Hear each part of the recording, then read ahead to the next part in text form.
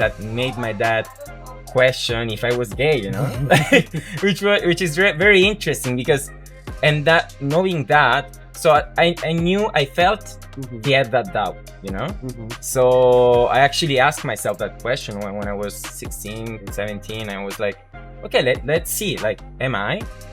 So cheating as a man is well accepted, and I wouldn't say promoted, but I mean, it's masculine. It's something very masculine there. Yeah. So it's okay, like he's trying to explore his real essence or her real essence, and so you get inspired by that. Okay, what questions can I ask myself? What can I do to get closer to who I am? And because sometimes you just like, let's say the toxic masculine side of you like kicks in, and you're like, okay, no, I want to go out, like I should do this, I should do this because I'm a man. Exactly. I'm gonna drink with my friends and we're gonna hook up, like whatever. And like, you don't have to be the man they told you have to be. You can be the man you think a man can be. Hi guys, if you don't know me, I'm Gui. I'm a Brazilian psychologist, and I'm traveling the world and I make some interviews with different kind of men and asking how is to be a man in your country. So today we are with this guy that's a really nice guy. So first, can you introduce yourself? Yeah, sure. So I'm Diego. I'm half Mexican, half Italian. I think it's a part of this conversation. Yeah, perfect. I have one question about this. So. And I'm 28, and I work remotely, so I can travel around and experience and learn from many people, like you, people who I meet, which is so enriching. And I'm so excited to be part of this. So you are also a traveler? Yeah, I'm also a traveler. Okay. Yeah. So for your experience, like to have two different kind of experience, how is to be a man? Okay, yeah. In your country, but where you grew up, so. Yeah, so I grew up in Italy. For my first 19 years were mainly there. So for sure, the Italian side had a big impact on how I grew up. I would, let's say, see my dad as the main influence in my family. So I would see him having the biggest influence on how I now think men are in my country, so in Italy. And well, but at the same time, the interesting part is that my dad mostly worked the whole week.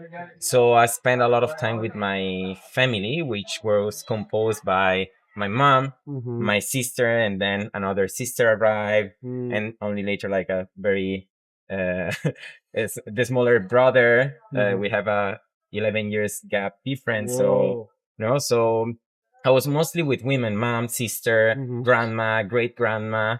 So like for me, being a man, my personal experience was actually, let's say, actually becoming flexible to live with women, So based on my personal experience, being a man is more adapting to the feminine energy around me.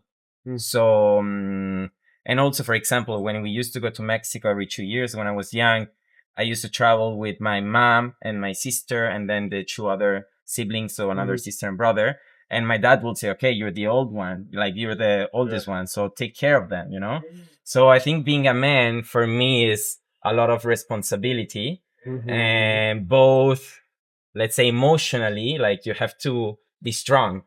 So that's one of the first things that come to my mind. And you have to, in a certain way, take care economically of the family. That's what my dad did his whole life. I mean, he's still alive and he's doing. So, and both, also my grandpa, my Italian grandpa will be like that, like taking care of the economical part of the family. So yeah, I think for me it was a lot of responsibility, which I didn't really realize until I grew older.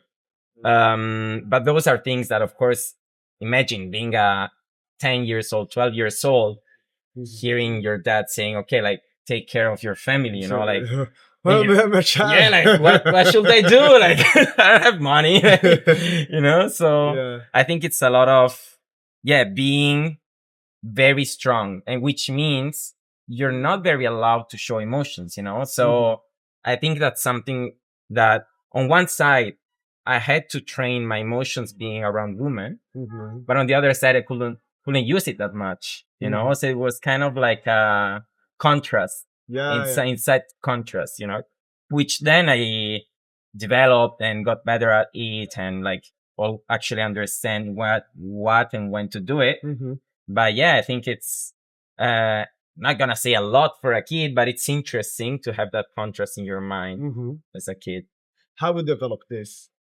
How did I develop? Yeah. So I think that the fact that I was good at handling the feminine energy made me have a lot of girl friends until I was like 18, 19. I had many girlfriends, only also guy friends, but I think I was the guy with most girlfriends in the city. Like, you know, I got very along with girls that felt comfortable, like sharing things, you know, which made me train even more and understand that at the end, it's actually something that girls value, you know. At the end, those are the guys that have deep connections with, which at that age didn't mean that we had any kind of relationship, nor sexual, nor anything, which I later realized that made my dad question if I was gay, you know, which is very interesting because, and that knowing that, so I knew, I felt he had that doubt, you know. So I actually asked myself that question when I was 16, 17. I was like, okay, let's see, like, am I? And without any kind of experience and just introspection, I was like, I'm not. Like, I actually, the last thing I want to do with a man when he's next to me is like going sexual, you know? So, okay, so I'm not gay, but is it either black or white? Like, is it either, okay, whether you're gay or whether you're that strong alpha man? No, maybe you can be between, you know, like you can. So I actually went. In this between is not bi. Yeah, exactly. Yeah. Maybe another kind of man. Exactly, yeah. Okay. So that was interesting for me. Like, okay, so I'm gonna explore the gray area, and I think that's how it developed. So I kept having many girlfriends, and then actually starting the relationship experiences after I left my small region, because I didn't find people to click with, you know. And then you expand, you travel, you go to bigger cities or other places like this one, and you understand that it's not that you were wrong or right, anything. You were just different and maybe rare for a small town. But there are people you can connect with, both men and girls, like, which can vibe with you, you know? But do you think that no, the question is, do you miss to stay with another man? Because you say, oh, I have a lot of girlfriends, so, but you don't miss like, oh, I need to stay more connected with man. No, I think I am. I have many men friends. Yeah. But you don't miss this kind of connection, like, because I have one story similar to you. I'm have a lot of friends girl, but but sometimes I'm example I'm psychologist, so in my classes it's just a women sometimes, and I feel, okay, I need to talk with man. Yeah. I need to talk with someone. Yeah. And I look around and have no man. I feel, okay, even if a gay man, I need to talk with a real man. So sometimes I miss to connect with another man. For this, I make this work. Yeah. But yeah, this is happening with you. Let me think. I don't think it happened to me, both because at the end I knew that I had easy access to any man friend at the end, because I always had a group of men friends I could I could talk to, and also because at the end I got used to it, like being the whole day alone as a man in a girl's house. I mean, I got used to reconnect to my masculine energy by myself. You know, so like if I have to go deep and ask men questions, I'll just ask them by myself. So I'll just look inside and so man, like the Diego man, like answer this question, you know, like or talk to me. Yeah, nice. You go to find your the real man Yeah. inside you, or like Yeah. Okay, interesting. So, but I have another question about the Italian and Mexican Yeah. sides, because how is to be European man, Italian man, and Latin? Yeah, Italian is not Latin, but you know it's a Latin language, but Yeah. like a Latin, Yeah. Latin man from South America, from Latin America. Yeah. So, can you see the difference? Yeah. A lot. How a is lot. the difference? I think that. What's the difference? So, for example, I'll start with an example which I think it is a lot of. Basically, when I growing up, I used to go to Mexico every 2 years. Okay, so and spend the summer there. Then we stopped when I was around 12, and I went back when I was like 20. So going back when I was 20, I go out with my cousin friends, old men, and we were dancing, partying, and I see a guy kissing a girl, and I was like, "Oh, bro, I thought he had a girlfriend." And they're like, "Yeah, so why?" Okay, like they're like, I was so naive, you know. I was so naive because I grew up in Italy, and all my circle of friends never cheated on their girlfriends. So I was like, that's not normal to me, but now I understand that it's normal here, you know. So I think there's a big difference. So cheating as a man is well accepted, and I wouldn't say promoted, but I mean, you know, it's masculine. It's something very masculine there. Yeah. And drinking as well. Drinking, while in Europe, both men and girls drink the same way, I would say. For men, is you must drink. Like, for example, even recently, if I go back to Mexico on Sundays, I normally don't drink at lunch, family lunches at home. And they offer me beers and they're like, "Oh yeah, do you want a beer, Diego?" And I'm like, "No, like I don't want to drink today." They're like, "Oh, eres puto, like, are you gay?" And I'm like, "No, I just don't want to drink, you know, like." So I think that there are some, let's say, ideas you have to fit in both places. Like I said, Italian side was the responsible, like being the one who takes ownership of the economical situation. In Mexico, it's also that, even more in Mexico, I would say. Like in Mexico, they are really, let's say, protective and of girls. Like in Mexico, it's common to see men open the door of the car for the girls, you know? So they're very, very servicial. I think it's word servicial in Spanish. And in Italy, it's not that level. Like so I sometimes find myself trying to understand, okay, where do I fit in? Again, it's black and white sometimes, but there's the gray area. So I think this is kind of the questions and phases I go through when going back and forth. And now there's another color, which is not black or white, which I don't know what it is, which is the travel experiences. Okay, there's something more, you know? So like you try to find your place through the experiences and the models that you have. But at the end, the best thing you can do is build your own model, you know? Like, yeah. Good. But I don't know if I answered your question. Sorry. No, yeah. You reply. But because you say, "Oh, now have the traveler way." So, how is to be a man, traveler man? Yeah, I think that's when, at least to me, you can really express yourself, because at the end there's a huge variety of people which also lose all their models when traveling. So they leave it all behind, and it's more probable that they become who they really are.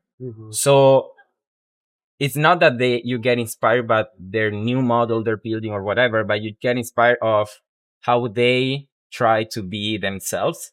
So it's okay, like he's trying to explore his real essence or her real essence, and So you get inspired by that. Okay, what questions can I ask myself? What can I do to get closer to who I am? And I think that's the interesting part. Like you realize that the things that you had told yourself for a long time, they're not yours. It's of your country or the people you grew up with, the many influences, and you lose them because you don't bring them in your luggage when you travel. They left there, and then you are like, okay, so what am I left with? You know, what's in my luggage? What's in my personal luggage, which is really mine, which I want to carry with me, and everything else you leave it. Even while traveling, if something like got into the luggage by accident, or you thought you will need it, at the end you leave it. You know, it's Yeah. Do you think that you are more yourself now that you're traveling? yeah, 100%. Yeah. I think. And how long you travel? I mean, I've been traveling pretty frequently in the last 4 or 5 years. Between Mexico, Italy, and Asia. And so, yeah, I travel around 3 months in Italy, sometime in Mexico, yeah, sometime in Asia. So, yeah, I share my time around these places, which I think is very enriching because you see 3 different areas of the world. Yeah. Yeah. So, yeah, and let's say they fade out a bit. Like, I feel like Mexico is the strongest male expression, like of masculinity, and very strong, very old style.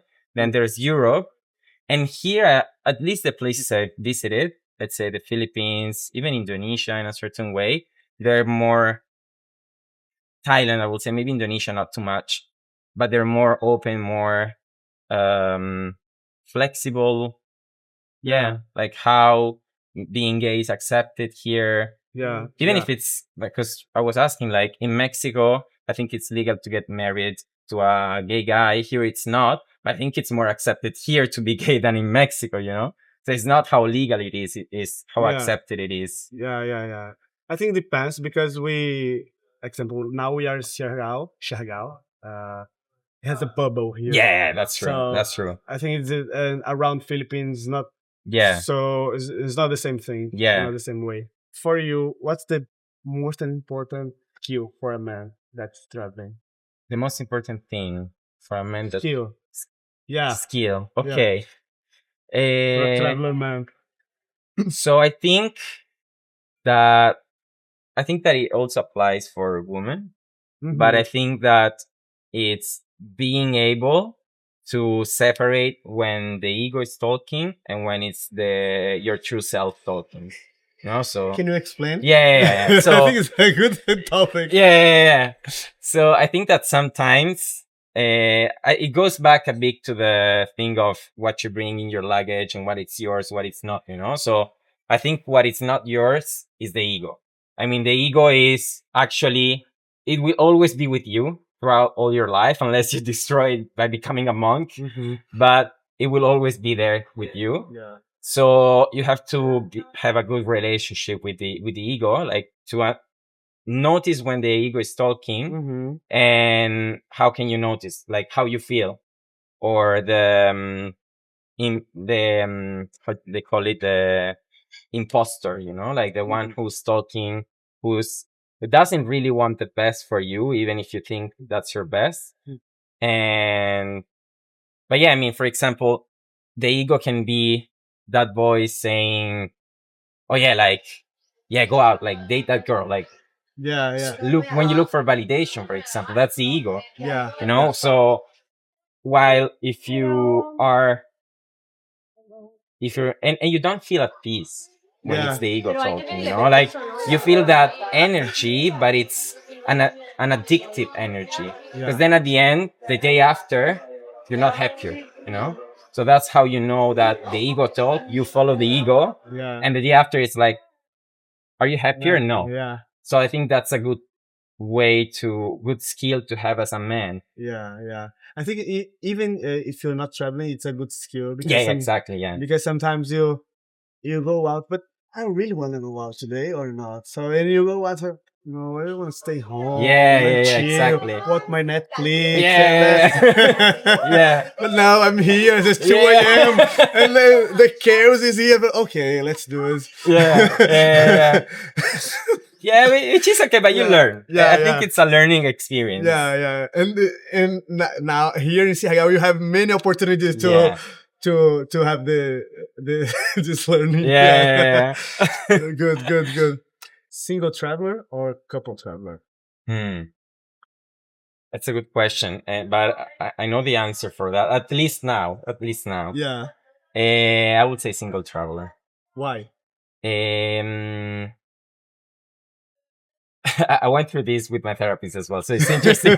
Like, I would say single traveler because I feel more free to express and do what I want, and I don't have the bias of meeting someone and limiting myself. So, for example, let's say um, I meet a girl or I meet someone. When you say couple, is with your partner or Yeah, it's a okay, it's a if you what you prefer, traveling solo or traveling in a couple? okay, yeah, yeah, yeah. So I would say single travel because I think when traveling with a person, at least again, based on the models I grew up with, which is something I'm trying to clean and everything, but you grow up thinking that you also have to take care of the other person, which of course in a couple, it's a nice thing to do, Yeah. and which makes me less present during while traveling. So I'm less present. I'm more like, okay, is the person enjoying? Is this thing that I want to do also something that the person wants to do? And then you have to both the people in the couple learn to not take things personally. So okay, let's say I want to surf in the morning, but I know that my partner loves to have coffee dates in the morning. So okay, what Yeah. should I do? Like, should I surf? Should I have coffee? Yeah. Should I balance? Or should the partner understand that I like to surf so we can have a coffee date in another moment? Like, I think there are many things getting into the way, which they're also worth working on. But at this moment, I think I just have not found the person worth uh, working on that, and yeah, having that capability and flexibility and availability of discussing certain topics and being able to also, okay, let's find um a middle point for the both of us. So at this moment, I feel very comfortable of waking up, choosing if I want a coffee date with myself, with a friend, surf, like getting wiped out, whatever, like. So yeah, definitely single traveling. Good, good. So, what's the most difficulty that you pass? Eh, I think it's still it relates with the question of the skill. Like, what's the most important skill you can have? I Yeah. think it's also the biggest difficulty I have. Like, to put on aside the ego and let the essence like Yeah. rise, I think that's the biggest difficulty I face right now. Yeah. Because sometimes you just like, let's say the toxic masculine side of you like kicks in, and you're like, Yeah. okay, no, I want to go out, like I want to, I should do this. I should do this because I'm a man. yeah, exactly. Yeah. I'm gonna drink with my friends and we're gonna hook up, like whatever. And like, wait, like, it's very fun, but it's the most fun part of the night, actually. I don't know, the masculine toxic side, or is it just being with friends? Yeah. Because, and when you learn to separate, like, okay, I think the real reason why I want to go out with my friends is being with my friends, not being with them looking for girls, for example, Yeah. So when you learn to separate that, and it's a work in progress, like always ups and downs, you are like, okay, like, actually, I just want to be with my friends, and I'm okay if nothing happens, Yeah. So I think that's the most difficult part I'm working on. Good. Good. Yeah. Good. It's a good. It's a good. Good thing to. Yeah. So, but in life, what's your most learning that you have?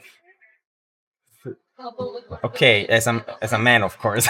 As a man, of course. You know? um, I think there's I mean the biggest learning for me is that the only thing that you can truly be Mhm. is yourself, and yourself is, I call it essence. Mhm. So for me, the soul, someone calls it the heart, like who you truly are, Mhm. and it connects a lot with your inner child.